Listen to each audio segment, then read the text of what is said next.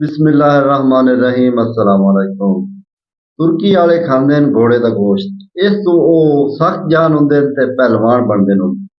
ते जेड़े अफ्रीकी ने वो खांदे ने बांदर का गोश्त। इस तो उन्हां दी जेहड़ी हरकतां ना वो बांदरा तरह होंदियां, उछलदे कूददे। जेड़े साडे पाकिस्तानी है ना, इत्थे एक नवी बला नाजिल होई आ साडे ते। पहले इत्थे बनदे आन खिलाड़ी एथलीट जिन्हां के मुल्क पाकिस्तान का ना पूरी दुनिया च नां रोशन किया, जिवें कि इमरान खान हो गया, जवेद मियांदाद, वसीम अकरम ते जान शेर खान ते होर बड़े एथलीट आन। उन्हां इस अपना नां दा लोहा मनवाया पूरी दुनिया चो। हुण इत्थे जिहड़ी नवीं मुसीबत नाजिल होई है आ चिकन। इस चिकन दे विच तुसीं अंदाजा ला लो बई जदों ਇਹ ਆਉਂਦਾ ਹੈ ਨਾ ਮਾਰਕੀਟ ਵਿੱਚੋਂ ਤੇ ਵੇਖਦੇ ਆ ਬਈ ਇਹਨੂੰ ਨਾ ਪਾਣੀ ਦਾ ਛਿੜਕਾਓ ਕਰਕੇ ਨਾ ਤੇ ਇਹ ਪੈਰਾਂ ਤੇ ਤਾਂ ਖਲੋਂਦਾ ਹੈ, ਇਸ ਤੋਂ ਉਠਵਿੰਦਾ ਨਹੀਂ।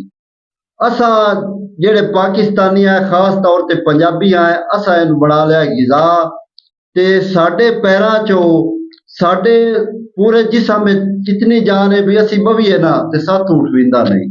एक होर तुहानू गल दसां भी जिहड़ी इहदी खुराक है ना वो मुबैना तौर ते आंदे हैं बई जिहड़ा सुअर दी चर्बी है ना उस तो बनदी है, फीड मेक भी असीं ओनू आंदे हैं। होर इहदी जिहड़ी खुराक है, जिहड़े पर हुंदे नो, टंगां हुंदियां नो जिहड़ियां नहीं विकदियां ਉਹ ਲੈ ਜਾਂਦੇ ਨੂੰ ਤੇ ਉਸ ਦੀ ਇਹ ਖੁਰਾਕ ਬਣਦੀ ਹੈ ਤੇ ਅਸੀਂ ਇਸ ਨੂੰ ਖਾਂਦੇ ਪਏ ਆ। ਸੋਸ਼ਲ ਮੀਡੀਆ ਤੇ ਹੋਰਾਂ ਪਰ ਖਬਰ ਵਾਇਰਲ ਹੋਈ ਬਈ कोई बिरा आन के खानदान आ उन्हां खाधा ये गोश्त बरेलर दा ते उस बरेलर दे गोश्त खावन नाल मुबैना तौर ते उन्हां दी डेथ हो गई।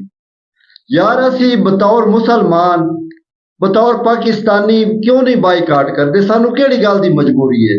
असी खावीए तो नैचुरल चीज़ां खावीए जिवें कि देसी मुर्गियां नू, देसी अंडे नू, होर जो नैचुरल चीज़ां असी ओनू खुराक बनाईए ते इहदा करिए बाईकाट हो। इस चिकन तो ना मुख्तलिफ बीमारियां वजूद आउंदियां क्योंकि इस चिकन दे विच ताकत है नहीं। चिकन पॉक्स हो गया, होर बड़ियां बीमारियां नो क्योंकि इहदे विच ताकत तो होंदी नहीं। इंसानी जिसम विच जदों सरायत करदा है इस चिकन नू अक्सर वायरस पाया जाता है क्योंकि इस दे विच ना ताकत है कोई ना।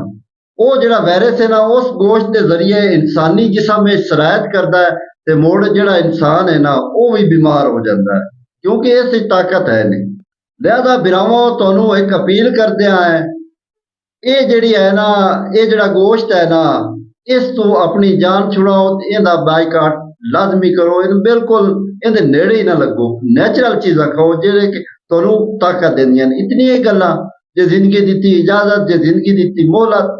नवीं गल्लां दे नाल तुहाडी खिदमत विच दुबारा हाजिर होसां। अपने सज्जण अपने बेली अख्तर समय रजोकर नू दिओ इजाजत। अल्लाह बेली।